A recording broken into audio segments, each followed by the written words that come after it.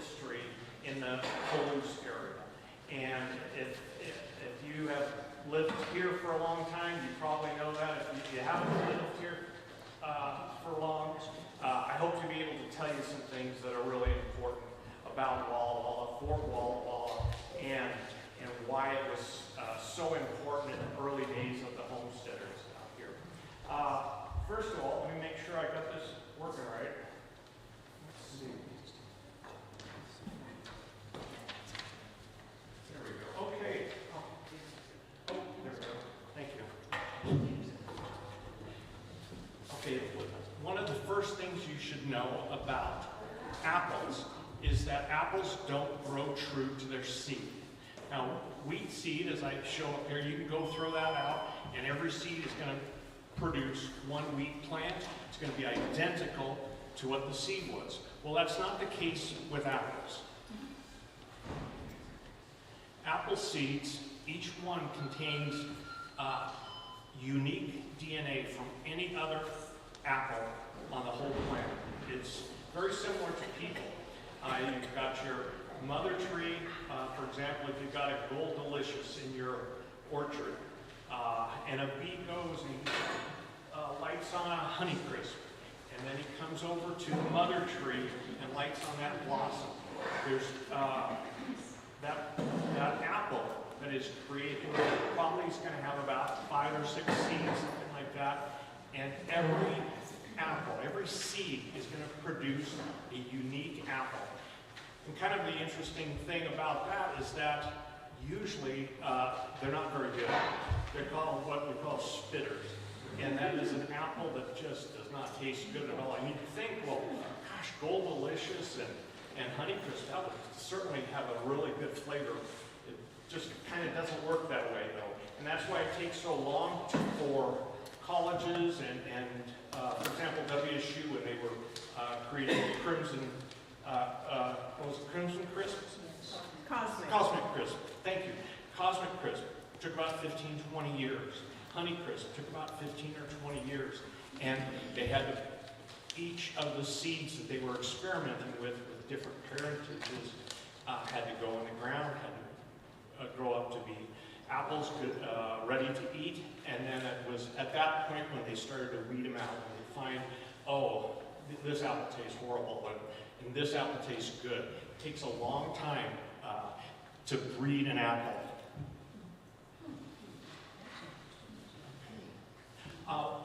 What got me interested in this, in looking for lost apples, occurred about 2011. And I was retired, and I was helping a lady who was a former missionary at my church, and she was disabled, and I would go over and do little chores for her. And one of the chores for her was to mow her yard and do some weeding. And one day she came out and asked me if I could go pick some apples for her. And I knew she had an orchard, and she lived on the family farm.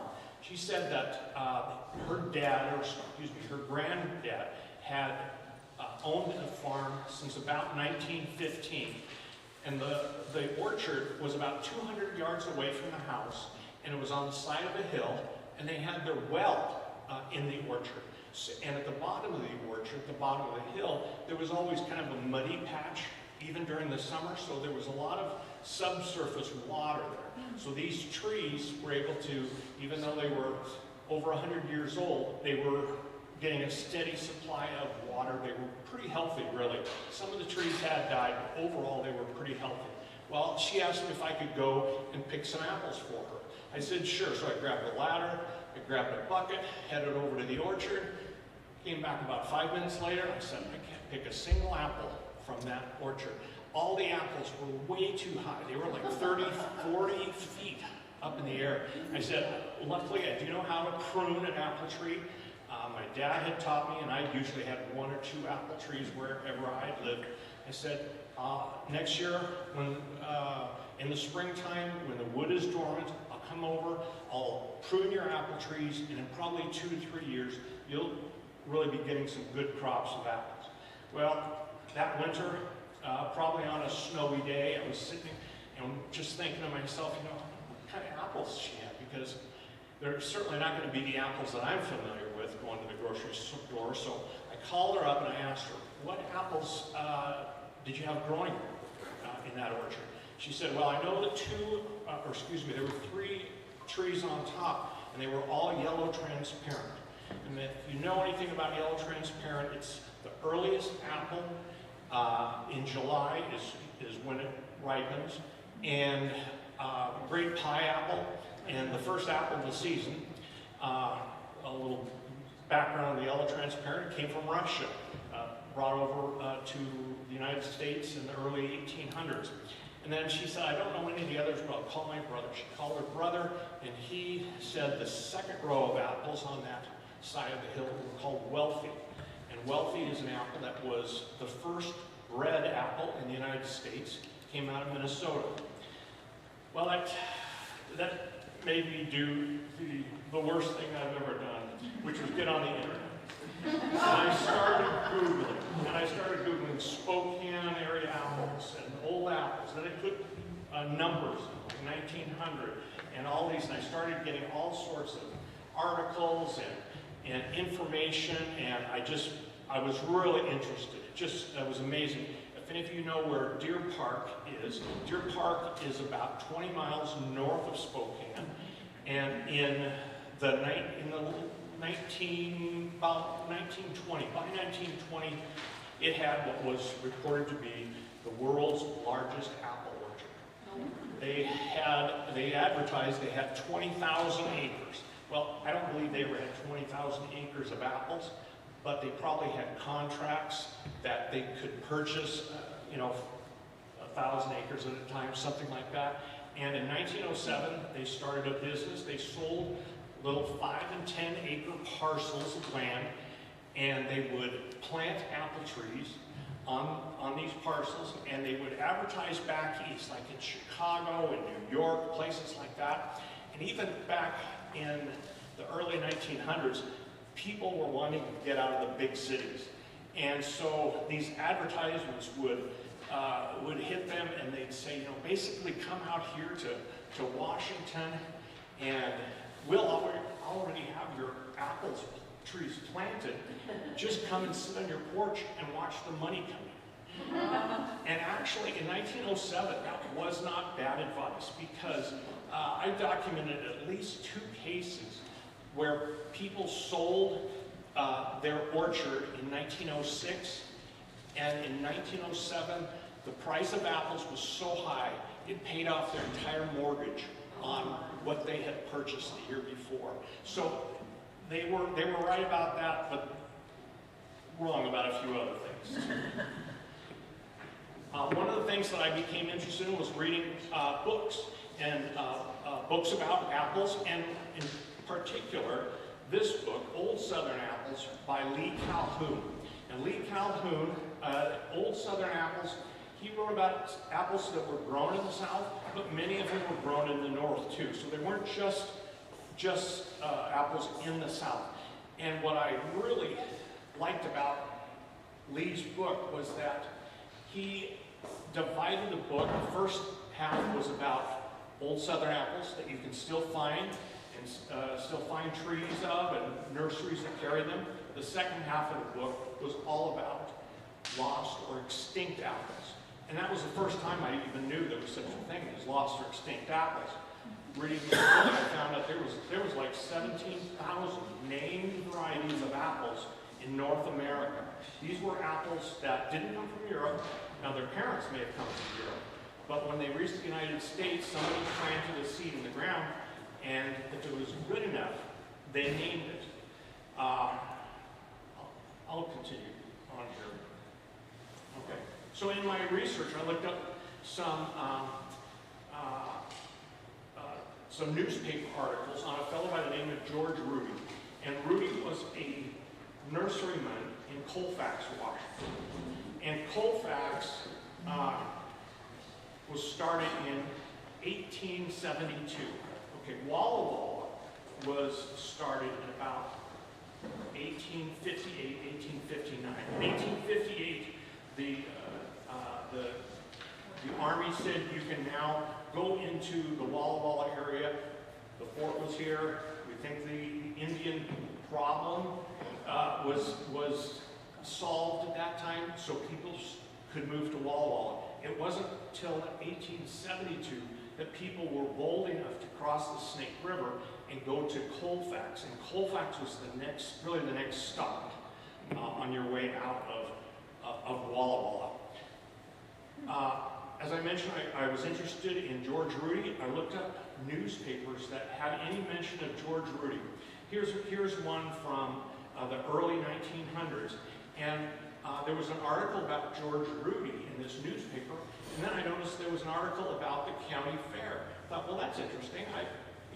Maybe I'll learn something about that. And I looked, and I started looking at how they recorded apples, whether it was best, was it best apple pie, was it best selection of apples, the biggest apple? No, what they did, they did some of the plates or assortments of apples, but the thing that got me was that every apple variety that was entered in the fair got a prize. And I had one of those light bulb moments. I'm thinking, if they did that every year for maybe 10, 15 years, I'll probably know quite a bit about what was growing in Whitman County. And so between 1900 and 1910, I went through the Colfax Gazette, and on this one, on the right there, C.F. Hornsby entered all those apples. And by the way, I've been to C.F. Hornsby's property. Unfortunately, it is a wheat field now. And the very last one says Babbitt, first place. Babbitt is a lost apple. Then Fred Huffman. I had the privilege of tracking down a distant relative of Mr. Huffman. He was 77 years old when I met him. He'd had a heart transplant the year before. He took me out. It was just west of the town of Steptoe, Washington, a little bit north of Colfax. And he said, drive down this road. We drove down a road about 2 miles east-west of Steptoe, and they said, stop. And he said, look on that hill. And I looked up on the hill, and about 3/4 of a mile away, I could see some pine trees. And he said, that is the Huffman homestead. And so what I did, I got in touch with the owner of the farmland, and he allowed me to go up there, and the house, the homestead is still standing out in the middle of a wheat field. It's the roof is collapsed, animals are making it home now, and there were still plum trees and apple trees and cherry trees. We have not been able to identify any of them. Unfortunately, the pine trees kind of block out the sunshine for all the other trees. So it's a project. But Mr. Huffman, he had 2 lost apples. The Langford and the Walbridge are both lost varieties.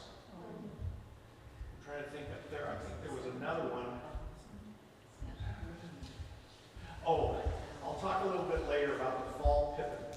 We found the fall pippin. The fall pippin is not a lost apple, but it is a wonderful apple, and we found it in 2 locations. I'll try to come back to that, though. Okay, there's the Walbridge. And the Walbridge is also known as the Edgar Red Street. And so, in the infancy of what I was doing, which was, I had no idea what I was doing, was the Walbridge appealed to me because it was called the Edgar Red Street, and as you could see, the apple had red and then streaks of maroon on it. And I should probably tell you a little bit about that painting also. Back in the late 1800s, from 1880 to 1920, of course we didn't have color photography. And the U.S. Department of Agriculture had what we now realize was just an absolutely brilliant idea of hiring watercolor artists to paint fruits and nuts. And the Walbridge has, I believe, 3 or 4 paintings paintings of it. Very popular apples like Rome Beauty or Wine Sap. There could be as many 10 paintings of those, but some apples there's only one painting of. One of them is the Fall Gentian. The next one I'll show you is there's a painting of the Fall Gentian. If you notice, okay, I'll explain. So the first year I thought, I'd like to go look for a wall bridge.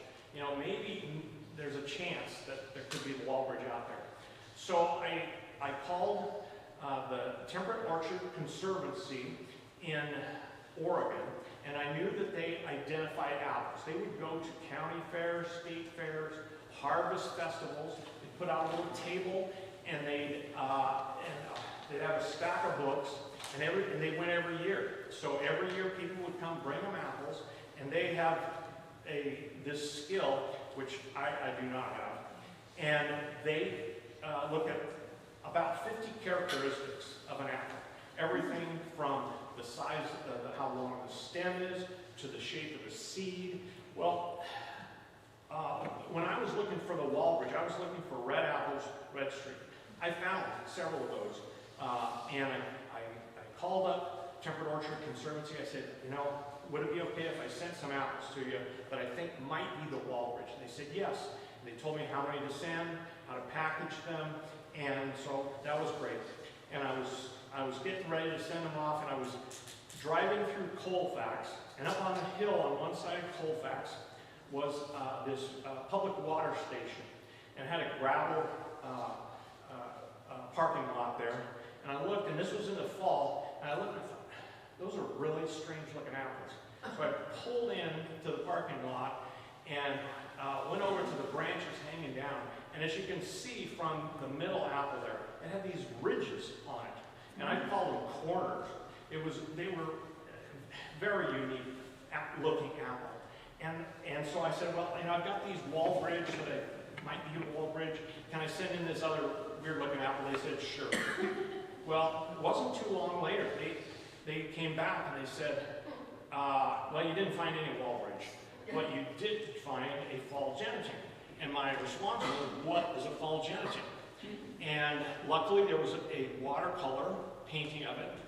And I started contacting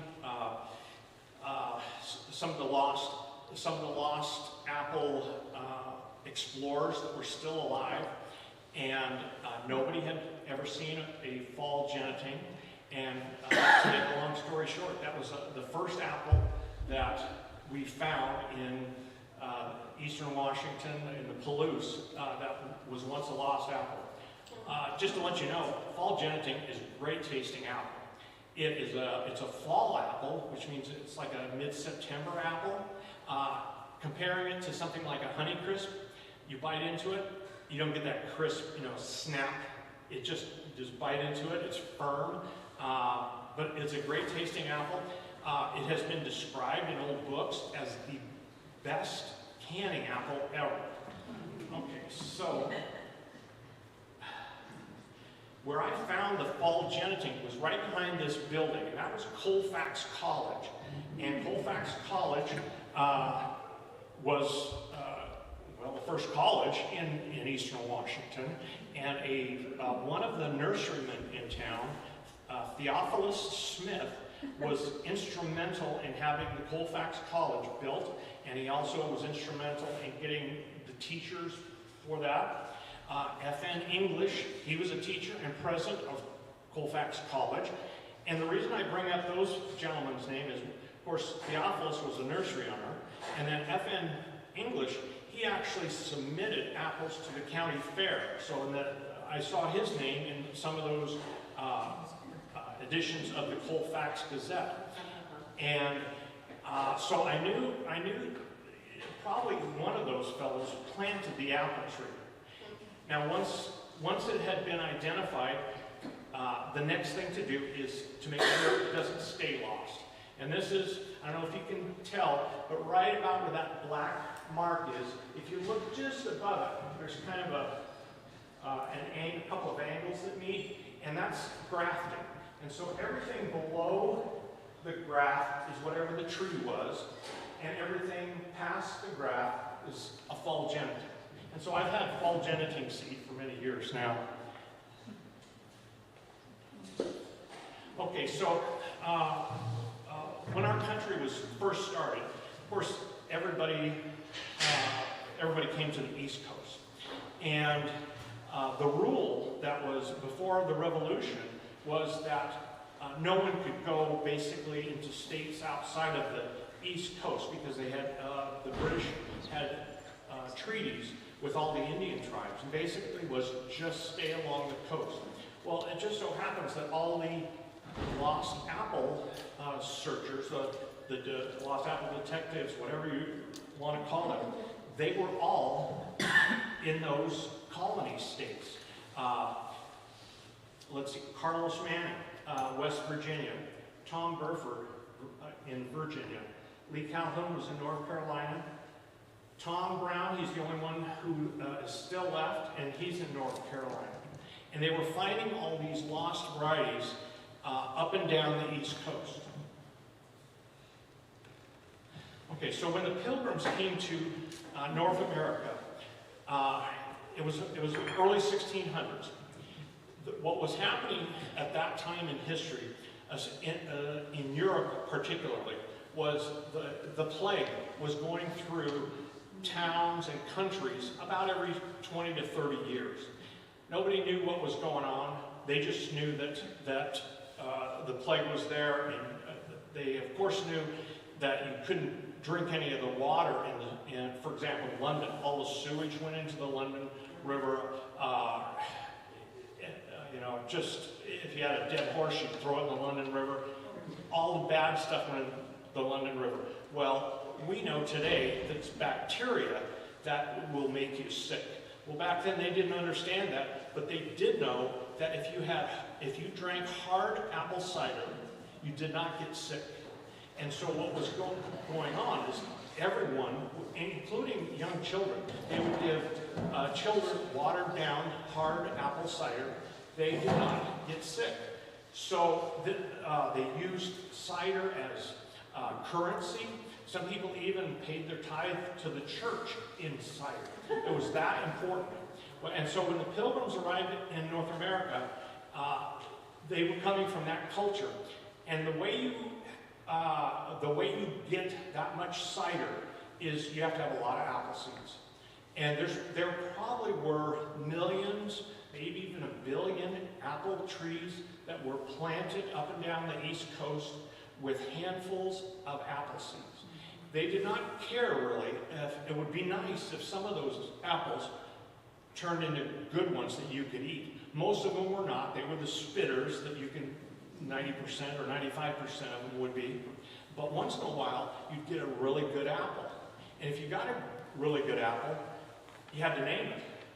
Because you'd say, hey, neighbor Tom, do you want to try this apple? And he'd say, oh, that's a great apple. Yes. Can I have some wood next spring so I can graft it to my trees? And of course, everybody knew how to graft back then.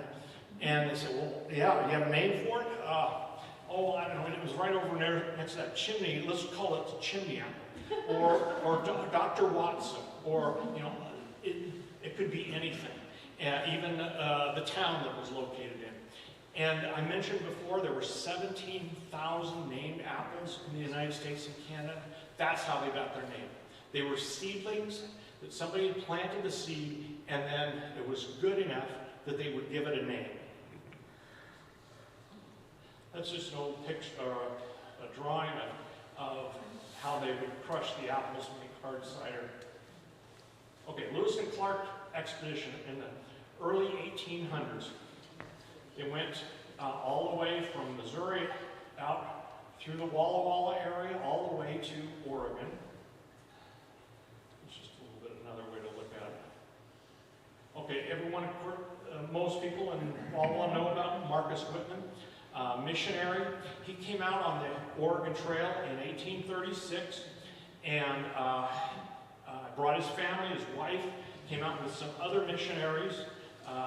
And their intention was to bring God to the savages. And that was what everybody brought with them on these wagon trains.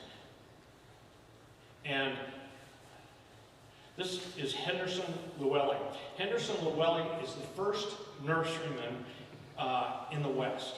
And in 1847, so just like 10 years, 11 years later, Henderson Llewellyn comes out. One of his wagons is completely filled with nursery stock. And he's headed for Oregon, the valley below Portland. And he's going to become the first nurseryman on the West Coast. Marcus Whitman tried to convince him to stay. It's a good thing he didn't, because 2 months after Llewellyn was at the Whitman house, Whitman was killed along with his family in November of 1847. So at that point, there was a panic. And the Army said, okay, everybody has to stay out of the Oregon, Washington area. And they ended up killing some Indian men who had taken part in it. They were younger men, and finally in 1856, the Fort Walla was built, and 2 years later, in 1858, the Army announced, okay, it's safe. Now you can go back into this region. Well, of course, coming into this region, the safest place everybody wanted to be was Walla, because you had a fort right next to it. And there's lots of streams around here. The soil is fantastic. Streams, rivers, just everything you could want in this region. And in 1859, Ransom Clark came from Portland, and he had been through here on some of he had some jobs, and he had been through the Walla Walla area, and he came back and he picked out his parcel of land and then went and filed a claim for it, and then he left his son in Walla Walla, and he went back to Portland to get his wife, another child, and his wife Lettice was pregnant with a third child. Well, unfortunately, Ransom, possibly catching pneumonia on the way back, ended up dying before he could return to Walla Walla. And this is a picture of the Ransom Clark cabin. And I don't know if you've seen this before. I'll show you something else here. This is me. I have time traveled back to 1859, and I'm standing. No, that's actually out here. The Ransom Clark cabin is on the Fort Museum grounds, and very cool. And you can see it had a breezeway in between, keep the cooking and the sleeping sections a little bit safer. And anyway, Lettice ended up fulfilling Ransom's dream of having the first nursery in Walla Walla.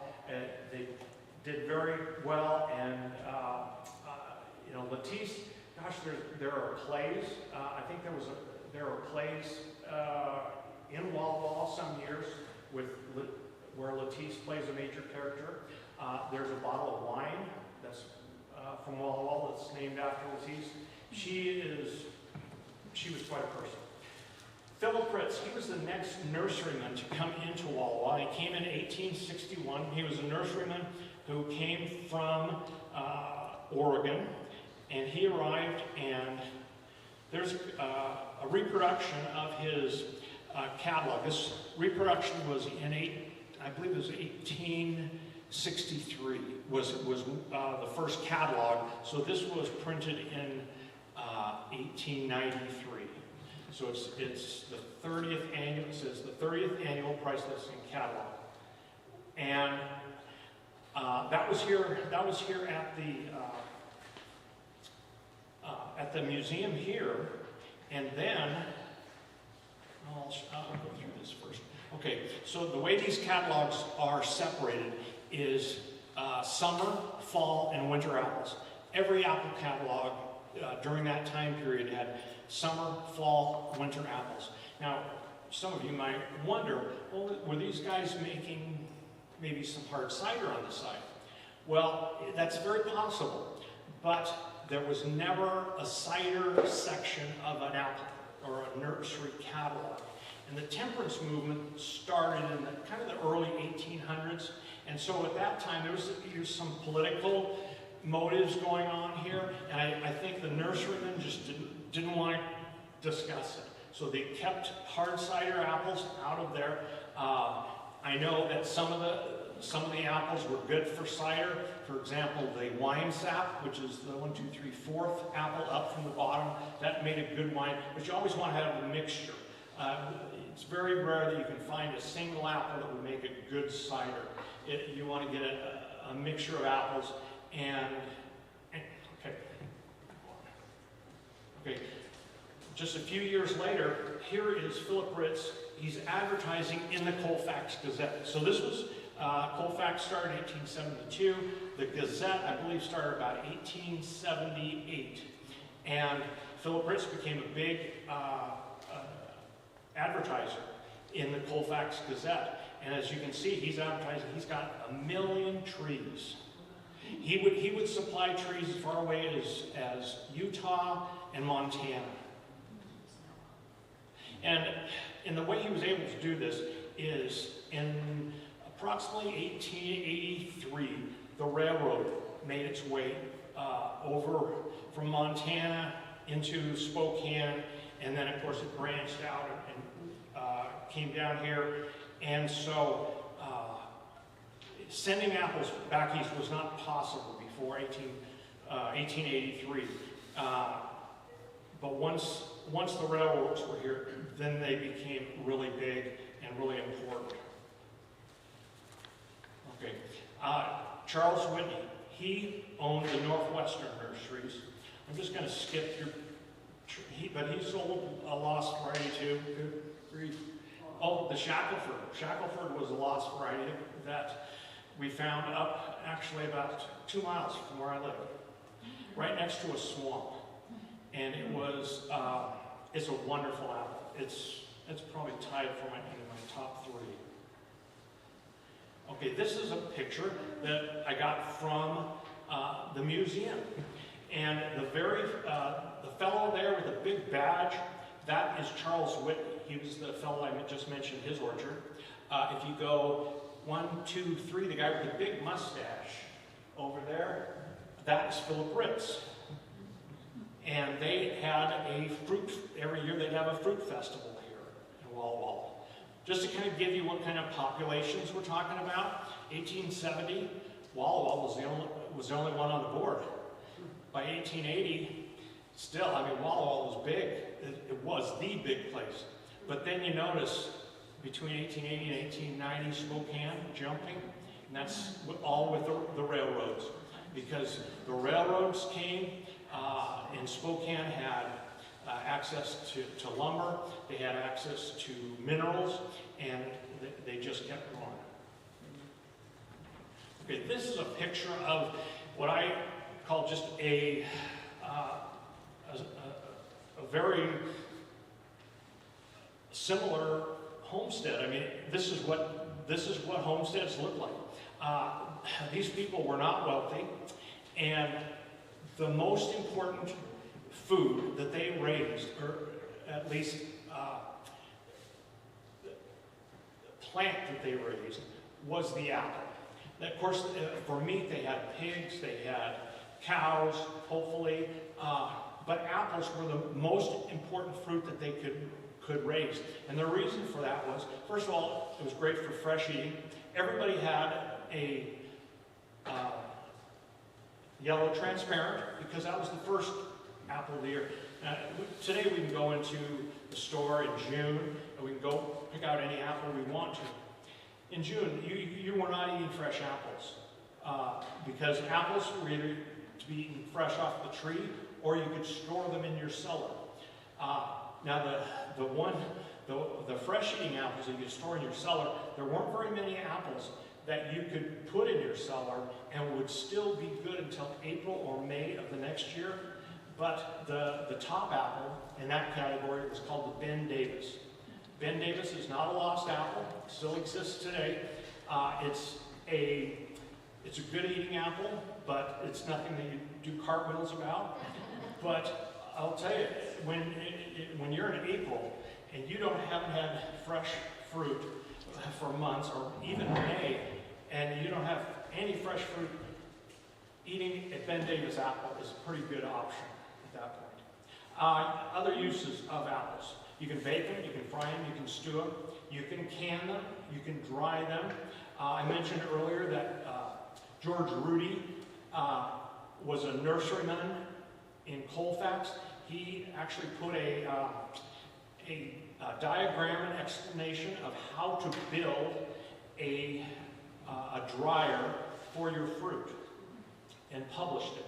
You could sauce them, you could make hard cider, you could make apple cider vinegar. That was super important for preserving other foods. Apple butter. Okay, there's no sugar available in the West. You know, they didn't have sugar beets, they didn't have any other plant that they could get sugar from. So what the pioneers would do is they would get just as many of the sweet apples as they could, put them in a huge stewing pot, and just start boiling, and boil them, and boil them, and boil them. And as the moisture left that big stew pot, at the very bottom, you would just have a glaze. And that glaze was almost pure sugar. And so they would store that, and you know, Christmas would come, Mom would get out and put some of that on her homemade bread, and it was heaven. And even diseased fruit, they could feed to the animals. Lavinia Swift, he had a small nursery, 1872. He was right there too with these other fellows. There's Theophilus Smith. He owned the Palouse Nursery. And you can see you get 12.5 cents for a tree. Okay.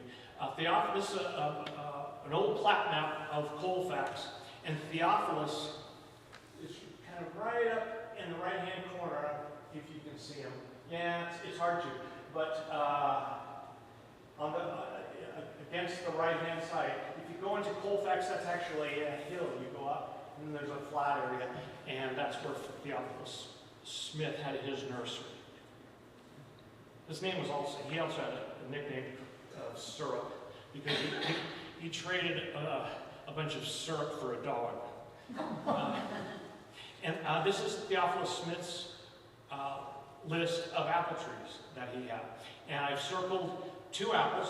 One of them was the Walbridge, and the other one, it says Iceland sweet. That actually is Isham.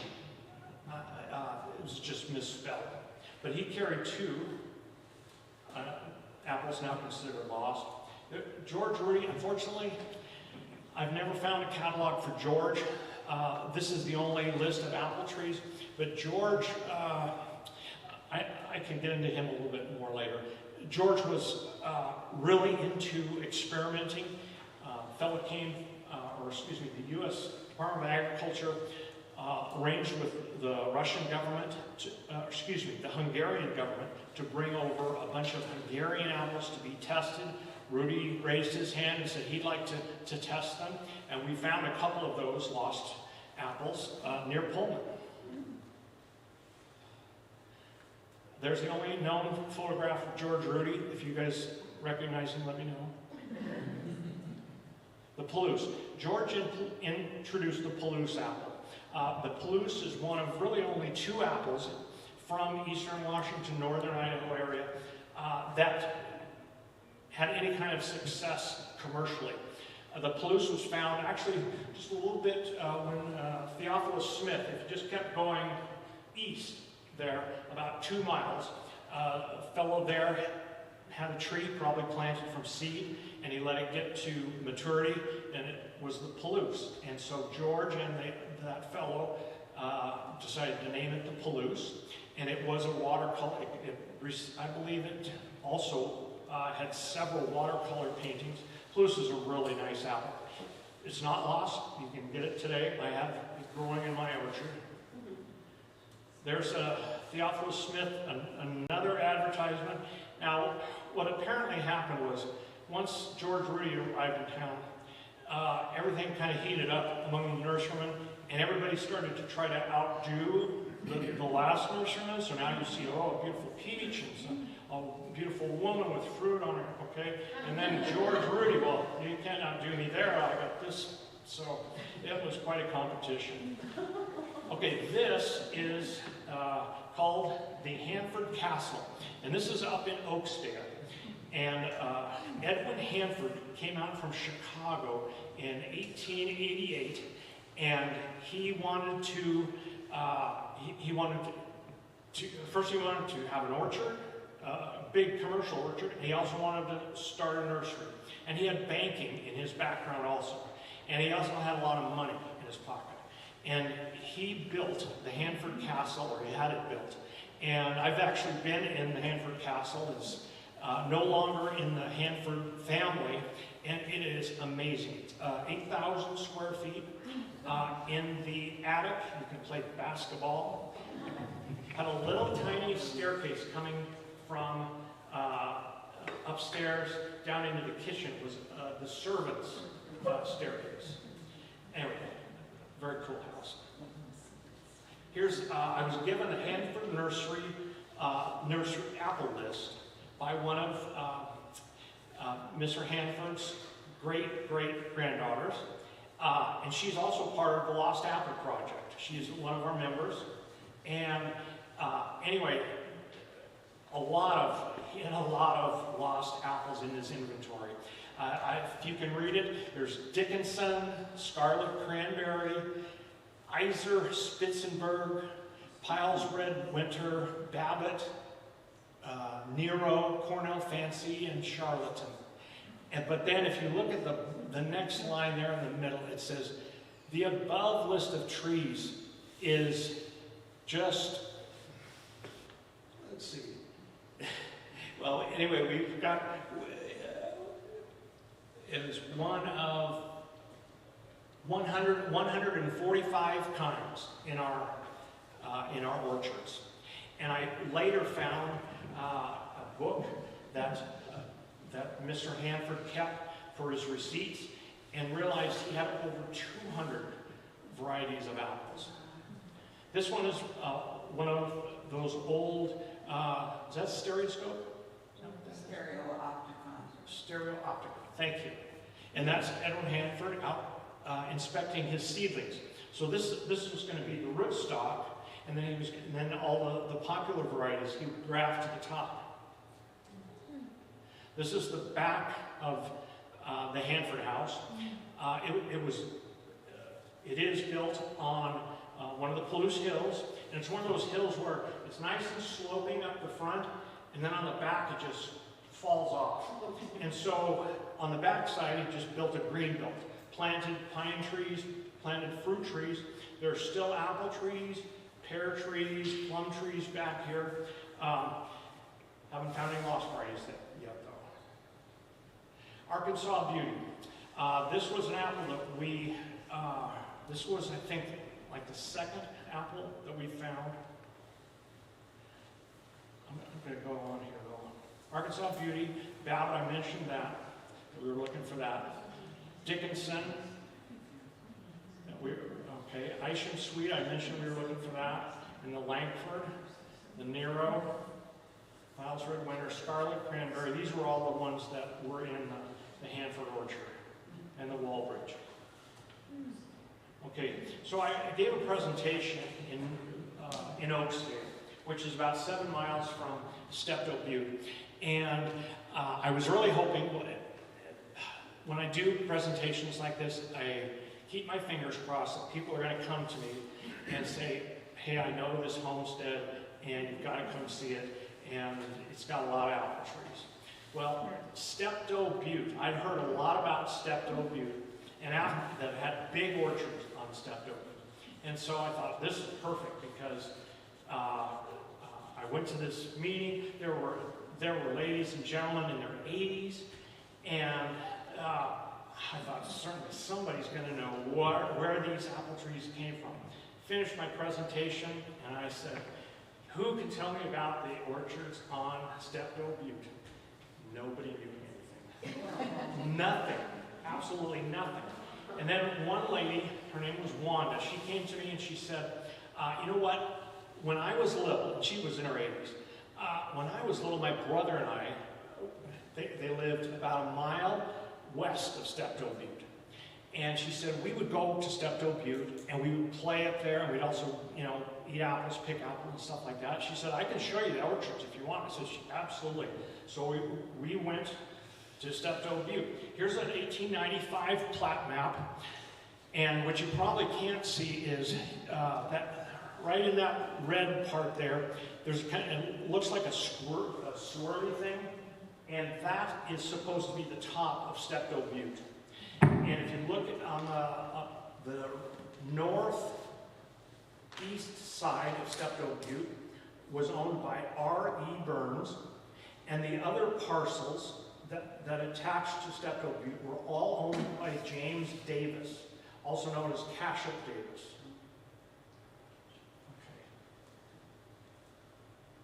Okay, here, this is a satellite view of what it looks like today. So you can see where I put the R. Burns homestead, and you'll notice, oh my goodness, poor Robert Burns. He fell in love with his wife, and his wife's dad lived about a mile south and east of Steptoe Butte. And Robert, I don't think Robert weighed 140 pounds. He was a tiny little man. He married his wife on January 1st of 1889. And it was in the winter, it was snow, it was terrible. And you might think, how do I know all that stuff? It's on findagrave.com. And somebody had written out this fabulous family history, and I'll tell you a little bit more of that in a minute. But so I emailed the person that had posted this, and I said, I really want to know all about this. And she said, well, I'll send you a copy of the family history. So it was a typewritten copy from 20, 30 years ago, and it was about that thick, and it detailed what happened. And Robert Burns, he and his wife homesteaded that property once they got married, and that was 1889, and the intention was to become a wheat farmer. Well, if you look at that picture, probably 40% of that is farmable land. The rest of it is pine trees, or it's too steep to put farming equipment on there. I believe the only reason that he homesteaded that land was 1889 was kind of late, so you're not getting the pick of the land. You're not getting the wonderful flat land, that bottom land. You're getting the scrapings off the barrel on this one. So I think that her dad probably said, I want to keep an eye on you guys, and since he just lived a mile from there, I'll help you, take off the trees and everything like that. It wasn't a good location. Okay, so here is Robert. That's Robert, and by 1889 is when they got married. By 1899, they had, I believe, 4 or 5 kids by then, and they lost the place to foreclosure. And this was in March of 1899. He sold the property for $1, and the new owner had to take over the note that he owed on the property. And it was kind of sad, but in the family history, what it revealed was that in 1893, a singular weather event occurred in that part of Whitman County that was basically unprecedented. And that was that the fall storms, the rain showers came in early that year. And none of the farmers in that area could get their crops out of the field. And if they had bagged any wheat, the bags were sprouting. It basically was 100% lost for farmers who only had wheat. And unfortunately, Robert was one of those farmers. So he decided, that was in 1893, he decided he was going to diversify. That's probably a wise decision overall. You know, if you get torched like that, you want to have something else to fall back on. Robert decided he would plant fruit trees. And that was a wise decision at that time. And he not only did plant apple trees, but he also planted cherries and plums and pears. And plums especially, and prunes. And they were especially a good choice because the little town of Elberton, which was about, I'm going to say about 5 miles to the east of Steptoe Butte, at that time had what was called the world's biggest prune dryer. So he had a ready market for that. The problem, though, was that, first of all, the apple trees that he probably purchased from Edwin Hanford, I'm guessing. But the fruit trees at that time did not have any differing rootstock. For example, today, I don't know if you folks have been through a commercial orchard today, an apple orchard, but 30 years ago, the apple trees in these maybe pick your own fruit places were on standard rootstock, and the trees would be this big around, and they would have huge branches extending, and they would have seasonal help come in, get on big tall ladders, pick the fruit. That's not the way things are done anymore. If you go to Yakima, you go to Wenatchee area, all the trees are this tall. And the trees are this far apart. And they're on a very dwarfing rootstock. The root ball for these trees is only about this big, about as big as a football. And so they've got a little water going to each tree. And then they've got wires on posts. They put one post over here, and they put one post over here, and they have 2 or 3 steel wires going across. They tie the trees, those, because once they get fruit on, they'll just tip over because they don't have much root at all. And that's how they do it now. And dwarfing rootstock fruits a lot earlier than a standard rootstock. With standard, you can count on maybe 5 to 7 years. You're going to get your first apple. On Northern Spy apple, which was a popular apple at the time, you could count on getting a Northern Spy 10 years after you plant that tree. Today, those dwarfing rootstocks, probably the 3rd year, you're going to have apples. And then it just, doubles, quadruples every year after that. Okay. This is the farm and business property of James Davis Steptoe Station. This is from an old history book, and James Cashup Davis. I assume everyone here has probably been to Spokane, and just a little bit halfway between Colfax and Spokane, there's a big, long stretch of road, and there's a couple of big silos off to the side there, and on the railroad sign there, it says Cashup. Well, that's basically where this was. And Cashup, before the trains came in, operated a stagecoach there. And he had a stagecoach line. Of course, he had a barn where the horses could get fed. He had general merchandise. He had a dance hall. He sold booze. There were supposedly maybe some ladies of the night there. And he made his money that way. But in 1883, that all ended when the trains came through. And nobody was going to use the stagecoach again.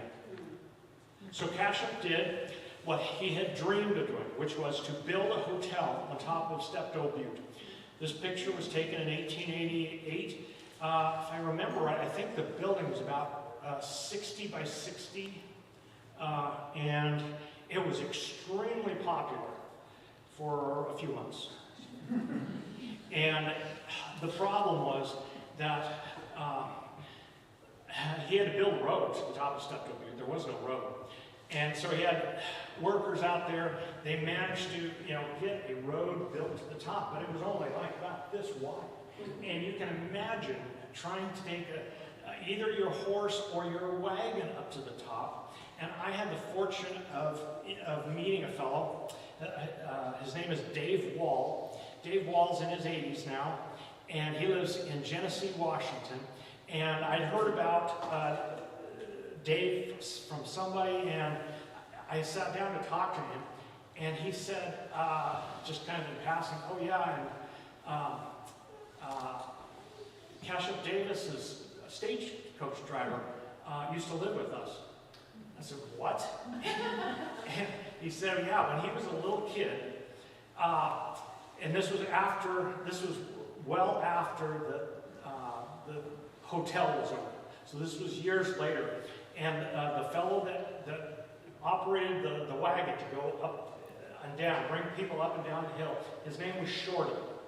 And Shorty was elderly at that time, and Dave Wall's parents let him live in their house for a while, and gave me a couple pictures of Shorty, and had some good stories to tell.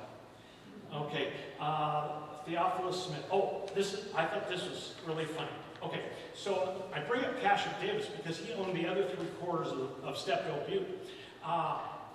I think that there are probably today about 400 apple trees that Robert Burns planted on the northeast side of Steptoe Butte, and on the south and the west side of Steptoe Butte, where I think that Cashup planted his orchard. And actually, I don't think Cashup actually planted it. I think it's probably his sons and grandchildren, because when Cashup came west, he was not a young man like most of the people that came west. He was in his 50s when he arrived in Whitman County, and he lived a little bit west and a little bit south of where he ended up on Steptoe Butte. This is what I thought was a hilarious advertisement. Once again, the Colfax Gazette. It says, the only collection of hardy trees that have proven in the Palouse country, Cashup Davis, ever ready to show you wonders. From Steptoe Butte says, my trees are the only one he has had that were worth a blank, blank, blank. The rest have become black-hearted. So he was saying basically Theophilus Smith was the best nurseryman to get your trees from. There's Cashup there, and he lived the last few years of his life in the the Steptoe Hotel. A little sidebar. I don't have it here, but it's in my book. I had the fortune. Okay, so for years, there was a mystery of. It was a mystery of how did the hotel on Steptoe Butte, it ended up burning down in 1911, and nobody knew how it happened. They said, well, we think maybe it was kids playing with matches, but we're not really sure. Nobody had any. And I was fortunate to run into two people. One of them was the grandson. I'm trying to think, grandson? Son. He was the son of the fellow who admitted to burning down the hotel. I also met a relative of the fellow that burnt down the hotel, and he said to me, yeah, he was no good. And we all knew he burned it down, and as soon as he burned it down, he took off out of the country. So, anyway, you have to buy the book, though, I'm sorry. Okay, here's a book. How am I doing for time? I'm 5 more minutes. Okay. I'm going to run through this. This is a homestead pamphlet. And I found a homestead pamphlet, and I just wanted to bring something up here, and that is that experts, and this is just one expert here, he said that the amount of trees, apple trees, that a homesteading family should plant equals 100. Yeah, that's what I thought too. And the next guy that that also recommended apples, and he recommended the varieties here. The other expert said, yeah, Homestead family, 100 apple trees. Okay, this was the second apple we found, the Nero. It was at Steptoe Butte. Just wanted to show you this one. This is myself, and I had a helper that day. Do you see the helper over here? And as long as he did what he wanted, and I did what I wanted, we were just fine. And what I was doing there was I was taking down the GPS coordinates for the tree, and I would make a map, and I'd make little circles for the trees, and put the GPS coordinates down. I would also write down either the date I picked the apple, or if I was maybe too late, I would write on there, should be picked, 2 weeks earlier or something like that. Here are apples that I'm getting ready to send to our experts. I always take a picture of a couple of apples with the GPS coordinates on, and in this case, I put Labrador Lane, that's somewhere near Waitsburg. Dickinson we found on Steptoe Butte in 2016. Whoops. Okay, the Shackelford. Okay, something's going on. There we go. Okay, Saxon Priest, that was one of the Hungarian apples sent in by George Rudy. That was at the bottom of the picture, of the painting. Flushing Spitzenberg, we found that near Post Falls, Idaho. Autumn Gray near Waitsburg. Surprise number 1 near Dayton. And that's actually a bad picture of surprise number 1. It is really beautiful red when this was not fully ripe now. Troy, Idaho, I found some records that showed lost apples being planted near Troy, Idaho. Regmalin was found near Troy, Idaho. Jackson Sweet near Waitsburg. Excelsior, that was, let's see, in Moscow. Saracen near Troy. Street Pippin near Waitsburg. This is one of our apple identification experts, Sean Shepard, tasting one of the Mialafes, a Hungarian apple that George Rudy had tested, and we found it about 5 miles from Pullman. Okay, I'm going to just skip past that. And there are some of the people at the Lost Apple Project. Every year we pot up plants, pot up trees and sell them, and we also sell the grafting wood in the spring to people who want to graft their own trees. I have a lot of other stuff that I think I'm at the time. I hope to follow us on Facebook. What's the name? The Lost Apple Project. Yes, and also if I forgot the business cards today, but my email address, you can either message me through Facebook at Lost Apple Project, or my email address is dbens23 at gmail. And if you have, and did that list, or excuse me, I've got it. Oh, great, okay. Questions? Are all those sent to WSU? Are they looking at these? Oh, you know what? I'm glad you mentioned that. At the very beginning, we weren't using WSU at all. They were aware of our research, and I actually took a professor and one of his students up on top of Steptoe Butte, and they did DNA tests on some of the apples that we were finding.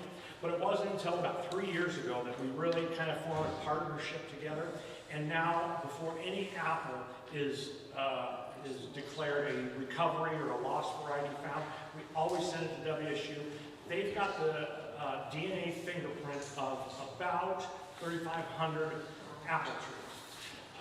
That includes all the modern varieties, basically anything after 1920, and then many of the heritage varieties.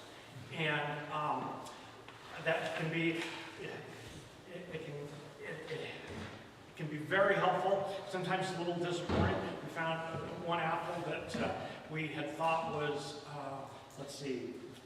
the Ivanhoe. We thought it was the Ivanhoe. DNA came back. It was another lost one called the Man. The Man was actually located by one of those fellows I mentioned on the East Coast, probably about 1990, but before that it was a lost apple. But yeah, now we send any apple that we think is possible lost apple, we send it in. If it comes back with a hit, you know, like that's a Rome Beauty or something like that, well, that's great. You know, we don't have to look at that apple anymore. If it comes back as unique, then we know that that apple is not in any database, and it could be a lost variety. And another really cool thing from the DNA is that it tells us who the parents are. So we can see that, you know, if I'll give you an example. There was one apple that we were questioning with, you know, could it possibly be a lost variety? The DNA came back, and the parents were red delicious and yellow delicious. I knew right away that was not a lost variety.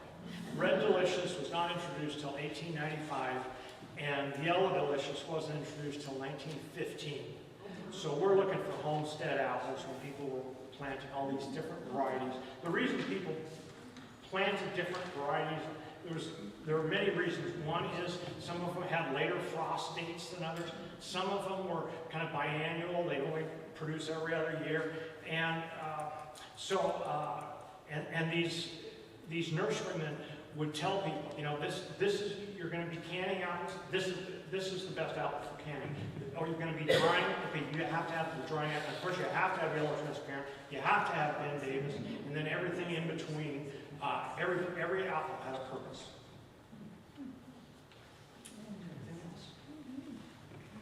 Well, thank you very much. You want to show the book and